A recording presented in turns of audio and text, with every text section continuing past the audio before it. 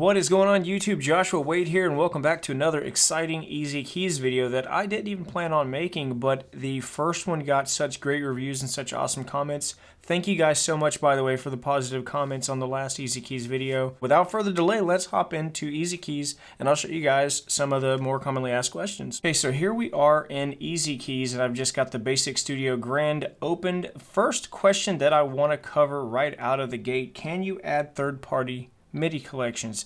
Yes, you absolutely can, and I will show you how to do that. So I'm going to open my browser here just to show you.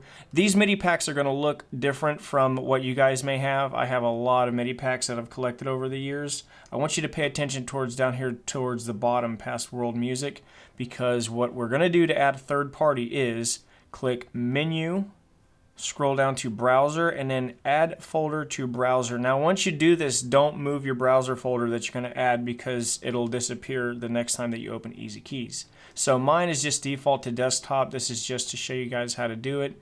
Third-party MIDI, and this is the same for Windows. It'll give you this little prompt window, your browser window, and you just select the folder, click Open, and now once I scroll down, because it shot me back up, you'll see your user folders, and there's my third-party MIDI folder. Now if I click it, I can actually preview it.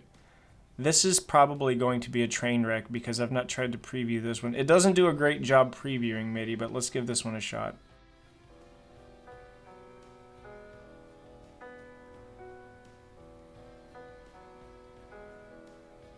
Okay.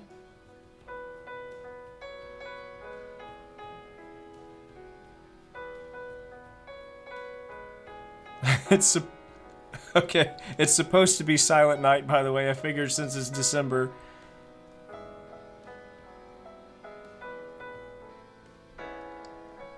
Okay, we're gonna stop that. That's awful. Jesus, that's awful. So, but you guys get the idea. That's how you add your third-party MIDI to your browser folder. And to get rid of that, you just right-click it and hit Remove Folder from Browser, and you're back to the races from stock setup.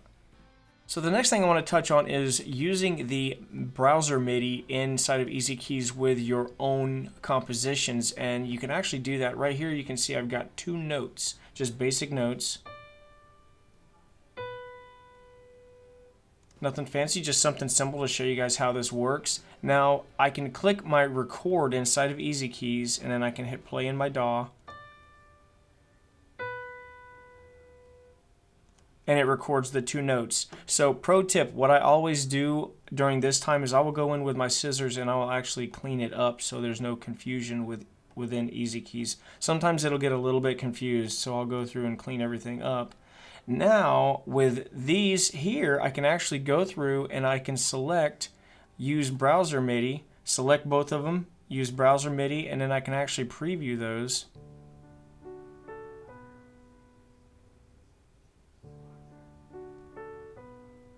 Which is really cool. And if I like what I hear, I can click replace and they are there. So the problem that you're going to run into, and this has always been a problem for me, so I would just click and drag this out, right? And then just right click and remove this so it wouldn't double play. That's the problem you're going to have. It's going to double play. So now you have these two notes going and you have what you had here going. Well, instead of clicking and dragging and putting them actually in your DAW, which you still can. Let me go ahead and delete that out. One of the users, one of my subscribers, one of my faithful subscribers, I might add, said just right click and mute it, which makes so much more sense than what I was doing of just deleting it. So you can click and play it after you mute it, and it doesn't get in the way. And if you ever want to use it, just unmute it, click it, and drag it. And there it is again, right click, mute it again. And what I would do in a situation like this, if you guys have a bunch of things going, just right click and then go down here to properties and just change the color as you go along. So that way you'll know, like intro, verse, just kind of keep it organized so you know what you're looking at. But I think that is kind of the best way to do it instead of the way that I was in the previous video of just, right clicking and deleting them. I think this is kind of the best way to do it. So this was an alchemy thing that I wrote, so let's listen to them together. That's way too loud. Yeah, see, now it's sounding kind of pretty in a weird retro's 80 way.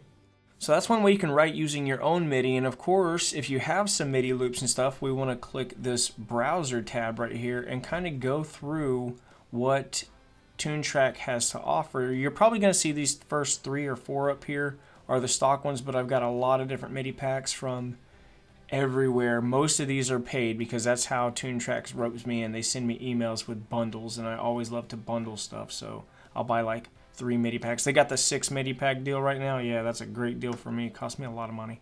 Oh, so pro tip, if you guys are looking for inspiration and you're not really locked in on a tempo or a key, just check this box right here, preview an original tempo, and that way it'll give you kind of an idea.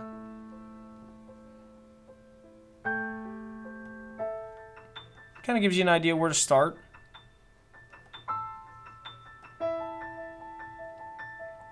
So there are a couple ways you can write using their loops. You can just click and drag them out to the MIDI, and then you have it right here.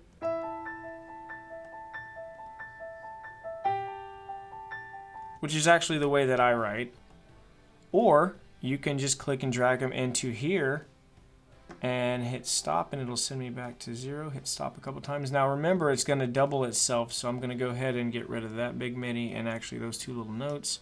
Now when I play my DAW, if you have follow host selected,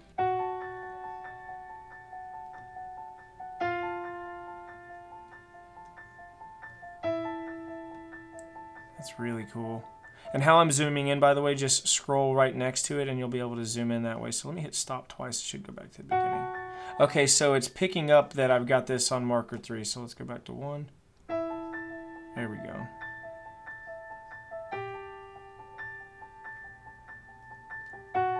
And that's one way you can write with their MIDI stuff. You can click and drag it onto your DAW. Like that's how I like to do it. But you can also do both. Like say if you wanted to change up a couple things, right? I don't know why you would want to change that to that, but let's listen to it anyway.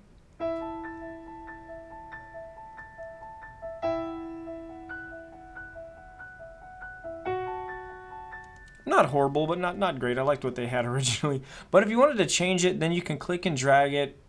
So that's another way if you really want to change what they already have. Click and drag it down to the MIDI editor inside of EzKeys. Change the notes, makes it so much easier. Gives you the circle of fifths.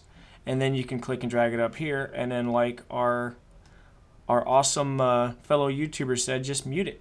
So that way you don't have to worry about it starting over and getting that double effect. And then just do kind of like I was saying and change the color. I'll say, even though that's not a pre-chorus. There we go.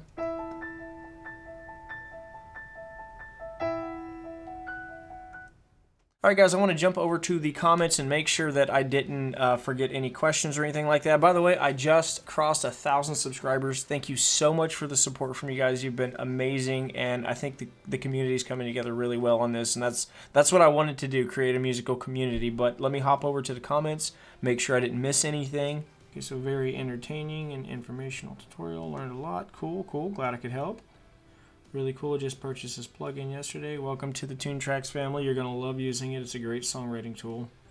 David Smith. Okay, so here's David Smith. This is the person I was telling you about. Thank you for the question, David. I really appreciate it. You've changed the way that I write. So I will go in and I will start selecting mute inside of EzKeys. Like I showed you guys earlier, that's how I'm going to start writing my parts out, so I don't have to delete them and I can keep the original library. Yes, so I showed you guys how to do it earlier, so now you know how to add your own MIDI, and I did say I was going to make a video eventually, and here it is.